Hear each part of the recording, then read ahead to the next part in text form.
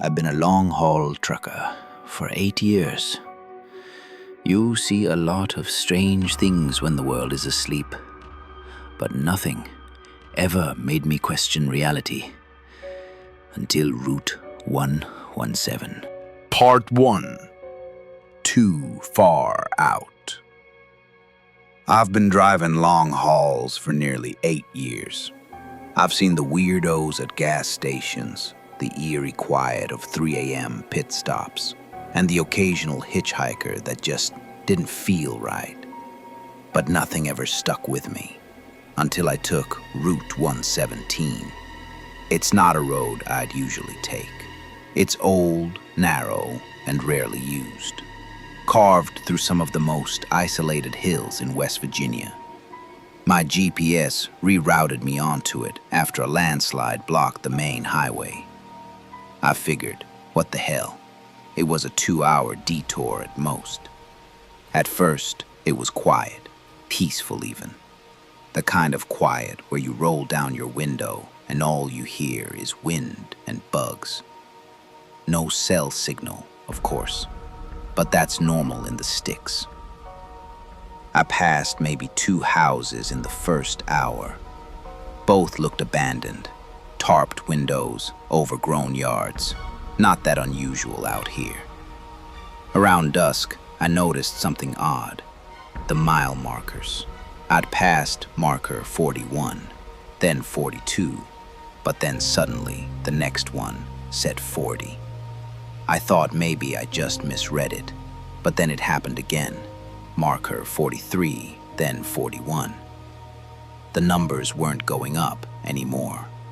I pulled over near mile marker 39 to check the GPS. Still said I was heading the right way, but the map didn't even show Route 117 anymore, just blank gray. I zoomed out. Nothing. Like the road had just disappeared from the system. That's when I noticed something else. The woods around me. They were quiet. Too quiet. I hadn't realized it at first because the hum of the engine drowns out most background noise. But now, standing outside the cab, I could hear how absent everything was. No birds, no bugs, nothing. Just still trees. I told myself it was fine. Probably some weird dead zone, both for nature and signal. I got back in the truck and kept going. About 20 minutes later, I passed a gas station, which was strange because I hadn't seen it on the way in. It was one of those tiny rural stations, just a single pump under a rusted canopy and a brick building behind it that probably hadn't been open since the 80s. A faded sign swung above the entrance. Cars, Fuel, and Mart. There were no lights on, no cars. But the weirdest part, the pump nozzle was hanging out like someone had just used it, just dangling there, swaying slightly. I didn't stop. I should have, but I didn't. Another 5 minutes down the road, my headlights caught a figure walking along the shoulder. A man. He was facing away from me, moving slow, like he was injured or just exhausted. He wore a long coat, even though it was warm out, and he had something slung over his shoulder. A bag, maybe? I slowed a little, thought about stopping. Then he turned his head just enough for me to see his face in the mirror. And I swear to God, I recognized him. But not from real life, from somewhere else. A face I'd seen once, maybe a newspaper clipping or a mug shot. I sped up. Part 2. Cars, Fuel, and Mart. I tried to convince myself I was wrong, that I'd imagined his face in that split-second reflection. After all, your brain does weird things on long solo drives. Lack of sleep, too much caffeine, it can mess with you. But the image wouldn't leave me alone. That face, gaunt, pale, eyes too wide. And there was something about the way he turned, as if he'd known I was going to look at him. Like he was waiting for it. I drove for another 10 minutes, heart pounding. Then I saw something that made me hit the brakes. The gas station. The same one. Same collapsed canopy. Same cracked windows. Same damn nozzle swinging gently in the air. But I hadn't turned around. I hadn't doubled back. I just kept going forward. I sat there for a minute, engine idling, trying to make sense of it. Maybe there were two identical stations out here. Maybe I was just so stressed I'd imagined the first one. I grabbed my phone again. Still no signal. I figured I'd go check it out. Not sure why.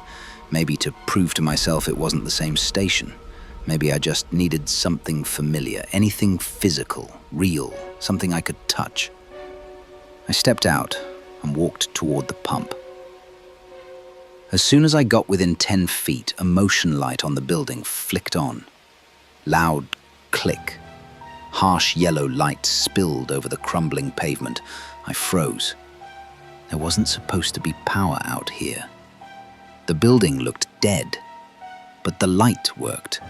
That meant something, or someone, had wired it. The front door was cracked open an inch. I thought I heard something inside, a low rustling. Then a click, like a switch being flipped. I should have turned around and left, but I didn't. Instead, I pushed the door open. Inside, the air was thick, musty, metallic. It smelled like dust, motor oil, and something faintly sour underneath. The place was covered in grime, old shelves mostly empty, a couple sun-faded chip bags still hanging by rusted hooks. A broken cooler in the back hummed strangely, like it was trying to start but couldn't quite manage. And then I saw it, on the counter, a photo. An old Polaroid, its corners curled. It was a picture of a man standing next to a pump outside this very building. He was smiling, giving the thumbs up. And it was the same man I'd seen walking on the road. Same coat, same face. Only the photo looked old, like it had been taken 20, maybe 30 years ago. I picked it up and heard the rustling again. Closer now, coming from behind the counter. I backed away slowly, heart racing. And then I heard something else, a low voice. Not speaking, humming. A slow, tuneless hum coming from the back of the store. That was it. I ran, didn't look back. Slammed the door of the truck, peeled out of the lot.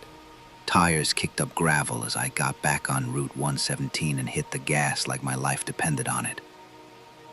I didn't see the man again, not that night. But the road didn't end. I drove for what felt like another hour, but the scenery didn't change. Same bends in the road, same mile markers. I passed marker 39 again, then 38, then 37. The numbers were counting down now. And then, just before midnight, my headlights lit up a green road sign I swear hadn't been there before. White letters read, Cars Fuel and Mart, 2 miles ahead. Part 3. Missing miles. I didn't stop driving, not even to think. My GPS had gone completely blank by now, just a gray void where roads should be. No dot, no route, nothing. The screen may as well have been turned off, but the truck kept moving, headlights carving through a tunnel of black trees and empty highway, the kind of darkness you feel behind your eyes. I don't know how long I drove. My clock said 12:17 a.m. Then it said 12:18. Then it said 12:17 again. That was when I knew something was really wrong. I passed mile marker 35. then 34, then 35 again. I gripped the wheel tighter and leaned forward, watching every line on the road, every bend in the trees, looking for anything different. A billboard, a new crack in the asphalt, anything that would prove I was moving forward, not circling inside some impossible loop. And then I saw it. Off to the side of the road, just a glimpse, a truck parked behind the tree line. My truck.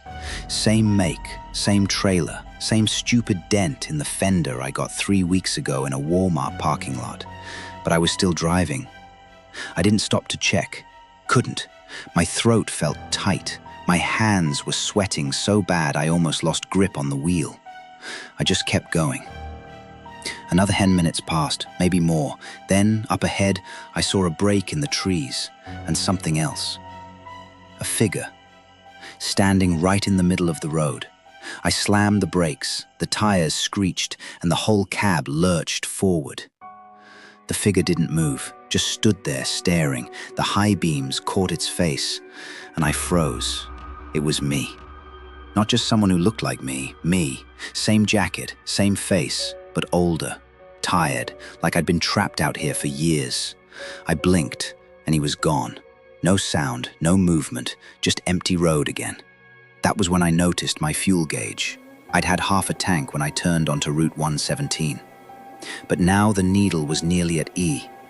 That didn't make sense. I hadn't driven that far, but I knew what I'd see before I saw it, the sign. Cars, fuel, and mart, 2 miles ahead. Again, only this time, something had changed. Someone had spray-painted a word across the bottom in red. Don't. Part 4. No way back. I didn't have a plan. I just knew 2 things. I was running out of fuel. The gas station, Cars Fuel and Mart, was waiting for me. I tried turning the truck around, thought maybe if I just forced it the other way, I could break the loop. But the moment I turned off the road, the tires started to sink, like the ground had turned to mud. I gave it gas hard, but the wheels just spun. Then the engine stuttered. Then it died. No warning, no flickering lights, just silence. I sat there for maybe 5 minutes, or maybe an hour. I couldn't tell anymore. The clock had stopped, dead at 12:17. Eventually I got out. The woods were still. That awful kind of still where even the air feels like it's holding its breath. I grabbed a flashlight from the cab and started walking down the road, toward the station. Every step felt heavier than the last. My boots scraped the pavement, echoing too loudly in the silence. Then, finally, I saw it. Cars, Fuel, and Mart. Exactly as before, except now there was a light on inside. Just one, deep in the back of the store. Faint, flickering, like a bare bulb swinging in a basement. I stepped into the lot, and something strange happened. I heard birds, faint chirping, leaves rustling in the wind. It felt normal, almost like whatever was happening had stopped. I thought, maybe this is it. Maybe I just have to go inside, face whatever this is. Maybe that's how I get out. So I went in. Same layout, same smell, same photo on the counter, except now there were more. Dozens of Polaroids scattered across the dusty surface. All of them were men, all standing in front of the pump, all with that same forced smile, that same old coat. And in the background of every photo, sometimes reflected in a window, sometimes just visible in the shadows, you could see him. The man I'd passed on the road, the first one I saw. Only he wasn't just in the photos, he hadn't aged. He looked exactly the same. That's when I heard it again, the humming, coming from the back room. Slow, tuneless, closer now. I turned to leave, and there he was, standing in the doorway. He didn't move, didn't speak, just looked at me and smiled. Then everything went black. I woke up behind the wheel, middle of the day, bright sun, GPS working again, fuel tank half full. I was parked at a rest stop just outside of Charleston. For a while, I thought maybe I dreamed the whole thing, but then I noticed something in the passenger seat, a Polaroid of me, standing at Car's Fueling Mart, smiling, thumbs up. And behind me, reflected in the window, was him.